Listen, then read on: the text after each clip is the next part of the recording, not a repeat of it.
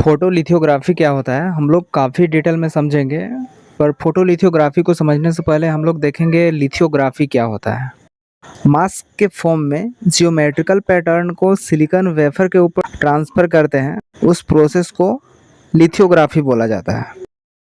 काफ़ी simple process है, example के थ्रू इसको हम लोग समझेंगे तो चीज़ें काफ़ी ज़्यादा क्लियर होंगी। दीवार के ऊपर आपने प्रिंट देखा होगा, उस प्रिंट को बनाने के लिए कार्डबोर्ड का यूज़ किया जाता है, जिसमें एक पर्टिकुलर शेप में डिज़ाइन बना हुआ रहता है एंड उसके ऊपर जब हम लोग पेंट करते हैं तो वही प्रिंट वहाँ पर दीवार के ऊपर छप जाता है। यहाँ पर भी सेम वही कंडीशन अप्लाई होती है। दीवार पर प्रिंट बनाने के लिए हम लोग कार्ड का यूज़ कर रहे थे, जिसमें डिफरेंट डिज़ाइन बना हुआ रहता है एंड यहाँ पर हम लोग मास्क का यूज़ कर रहे हैं जो कि जियोमेट्रिकल पैटर्न शेप का होता है एंड उस मास्क के हेल्प से सिलिकॉन वेफर के ऊपर जियोमेट्रिकल पैटर्न में कोटिंग करते हैं। लिथोग्राफी को टोटल 3 टाइप में कैटेगराइज किया गया है। फर्स्ट वन इज़ फोटोलिथोग्राफी, जिसको हम लोग इस लेक्चर में समझने वाले हैं। नेक्स्ट है X ray lithography and electron beam lithography. इस लेक्चर में हम लोग फोटोलिथोग्राफी को समझेंगे, जिसको ऑप्टिकल लिथोग्राफी भी बोलते हैं। इसको टोटल 4 स्टेप्स में समझेंगे। Step 1, coating of photoresist on silicon wafer. Photoresist basically photosensitive polymer होता है जो कि जनरली लिक्विड स्टेट में रहता है। इस फोटोरेसिस्ट मटेरियल को हम लोग सिलिकॉन वेफर के ऊपर गिराते हैं एंड वेफर को रोटेट कराते हैं, जिससे फोटोरेसिस्ट मटेरियल जो है वो सिलिकॉन वेफर के ऊपर कोट हो जाता है, उसके ऊपर कोटिंग का एक लेयर चढ़ जाता है। मतलब फोटोरेसिस्ट मटेरियल का सिलिकॉन वेफर के ऊपर कोटिंग हो जाता है। इसमें हम लोग ग्राफ को भी बनाते हैं between RPM, that is revolution per minute. 1 minute में सिलिकॉन वेफर कितना बार रोटेट कर रहा है and thickness of photoresist, photoresist का जो कोटिंग कर रहे हैं उसका थिकनेस कितना है। इन दोनों के बीच ग्राफ कुछ इस तरह बनाते हैं।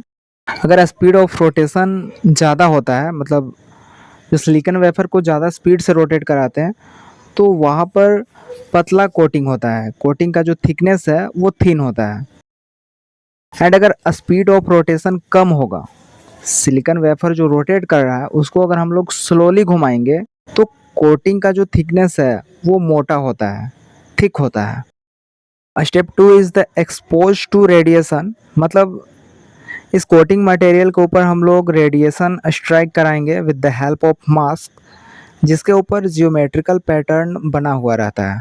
यहाँ पर जो ग्रीन कलर में लाइन शो हो रहा है बेसिकली वही मास्क है एंड जो स्मॉल गैप छोड़ा गया है वो जियोमेट्रिकल पैटर्न है, जिसके थ्रू रेडिएशन कोटिंग मटेरियल पर स्ट्राइक करेगी। मास्क बिछाते हैं जिसमें जियोमेट्रिकल पैटर्न बना हुआ रहता है एंड जब रेडिएशन मास्क पर स्ट्राइक करती है तो पैटर्न के अकॉर्डिंग रेडिएशन फोटोरेसिस्ट मटेरियल पर आती है। इसका 2 इम्पोर्टेंट प्रॉपर्टी होता है। जब इस पर रेडिएशन आती है तो हीट होकर सॉफ्ट हो जाएगा, अदरवाइज वो हार्ड हो जाएगा। कब हार्ड होगा या फिर कब सॉफ्ट होगा, ये फोटोरेसिस्ट मटेरियल के टाइप्स पर डिपेंड करता है। यहाँ पर जिस पोर्शन पर रेडिएशन स्ट्राइक कर रही है उसको एक्सपोज्ड एरिया बोलते हैं एंड जहाँ पर रेडिएशन नहीं आ रही है उसको अनएक्सपोज्ड रीजन बोलते हैं। इस डायग्राम में यहाँ पर जो फोटोरेसिस्ट मटेरियल दिखाया गया है वो या तो सॉफ्ट हो सकता है या फिर हार्ड हो सकता है। एप्लीकेशन के अकॉर्डिंग हम लोग डिज़ाइन करते हैं। स्टेप 3, सिलिकॉन वेफर इन डेवलपर सॉल्यूशन। स्टेप 3 में हम लोग ये देखते हैं, रेडिएशन जब फोटोरेसिस्ट मटेरियल पर आती है तो जो एक्सपोज्ड एरिया रहता है उसको डेवलपर सॉल्यूशन रिमूव कर देता है एंड इस कंडीशन में हमें यह भी पता चलता है कि जो फोटोरेसिस्ट मटेरियल था वो एक सॉफ्ट मटेरियल था, सॉफ्ट टाइप मटेरियल था, इसलिए डेवलपर सॉल्यूशन उसको रिमूव कर पाता है। फोटोरेसिस्ट मटेरियल रिमूव तभी होगा जब वो एक सॉफ्ट टाइप फोटोरेसिस्ट मटेरियल होगा एंड अगर फोटोरेसिस्ट मटेरियल हार्ड टाइप होगा तो जो डेवलपर सॉल्यूशन है वो एक्सपोज्ड एरिया को रिमूव नहीं करेगा, बल्कि जो अनएक्सपोज्ड एरिया है वो रिमूव हो जाएगा। इस पॉइंट को नोट डाउन करना है। फोटोरेसिस्ट मटेरियल अगर सॉफ्ट होगा तो डेवलपर सॉल्यूशन एक्सपोज्ड एरिया को रिमूव करेगा एंड फोटो रेसिस्ट मटेरियल अगर हार्ड होगा तो डेवलपर सॉल्यूशन अनएक्सपोज्ड एरिया को रिमूव करेगा। Developer solution basically alkaline solution होता है एंड एक्सपोज्ड एरिया रिमूव होता है। तो developer solution that is alkaline solution silicon wafer के अपर सरफेस के साथ रिएक्ट करता है एंड रिएक्शन करके ऑक्साइड की एक लेयर बनाता है between photoresist material and silicon wafer surface. So step 3 में दो इम्पोर्टेंट काम होता है। डेवलपर सॉल्यूशन रेडिएशन से एक्सपोज्ड एरिया को रिमूव करेगा एंड सिलिकॉन वेफर के अपर सरफेस पर ऑक्साइड का एक लेयर फॉर्म करेगा। लास्ट है फोर्थ स्टेप। लास्ट स्टेप में इचिंग प्रोसेस होती है। इस स्टेप में बेसिकली जो ऑक्साइड का लेयर फॉर्म हुआ था सिलिकॉन वेफर के ऊपर, उसको हम लोग रिमूव करते हैं with the help of etching process. Etching process में एक इचिंग सॉल्यूशन होता है जिसको HF सॉल्यूशन भी बोलते हैं, दैट इज हाइड्रोफ्लोरिक सॉल्यूशन। जब हाइड्रोफ्लोरिक सॉल्यूशन में सिलिकॉन स्ट्रक्चर को डालते हैं तो उसके सरफेस पर जो ऑक्साइड का लेयर बना हुआ था वो रिमूव हो जाता है and as well as rest photoresist material जो है उसको भी हम लोग रिमूव कर देते हैं। इस तरह जियोमेट्रिकल पैटर्न सिलिकॉन वेफर के ऊपर ट्रांसफॉर्म होता है।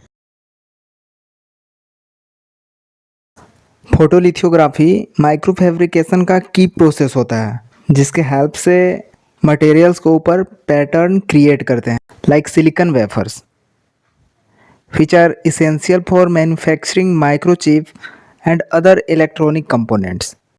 इस प्रोसेस में लाइट का यूज़ किया जाता है जिसके हेल्प से प्रिसाइज पैटर्न को फोटोरेसिस्ट मटेरियल पर ट्रांसफ़र करते हैं। फोटोलिथोग्राफी का यूज़ डिफरेंट फील्ड में किया जाता है like creating microchip.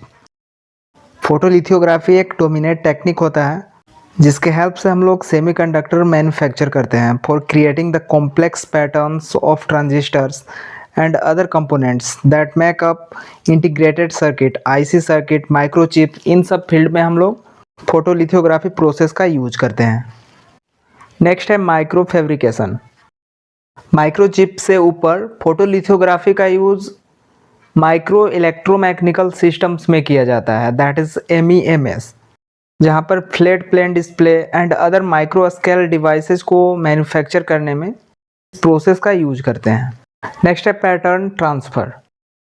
Different pattern को फोटोरेसिस्ट मटेरियल पर ट्रांसफ़र करने के लिए मास्क का यूज़ किया जाता है जिसके हेल्प से हम लोग डिफरेंट पैटर्न को फोटोरेसिस्ट मटेरियल पर ट्रांसफ़र करते हैं।